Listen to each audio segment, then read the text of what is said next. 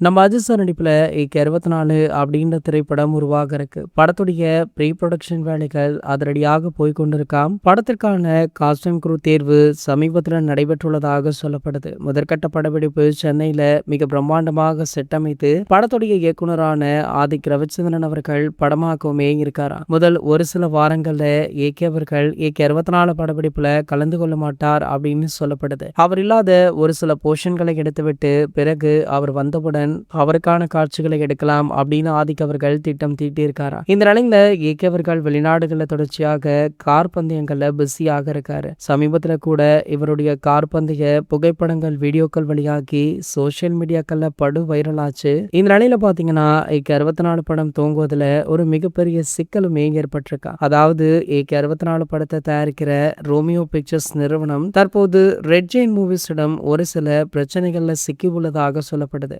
ஆகையால இந்த படத்தை ஆரம்பிக்க விடாதபடி ரெட் ஜெயின் மூவிஸ் நிறுவனம் ஒரு சில பிரச்சனைகளுமே பண்ணிட்டு இருக்காங்களாம். ஸோ கூடிய விரைவிலேயே இந்த அத்தனை பிரச்சனையுமே முடித்துவிட்டு ஏகே 64 திரைப்படம் நல்லபடியாக ஆரம்பிக்கப்படணும் அப்படின்னு ரசிகர்களுமே வேண்டுகோளும் விடுத்துட்டு இருக்காங்க. இது போன்ற செய்திகளை பத்தி நீங்க உடனே தெரிஞ்சுக்க நம்மளுடைய சேனலை மறக்காம சப்ஸ்கிரைப் பண்ணிக்கோங்க.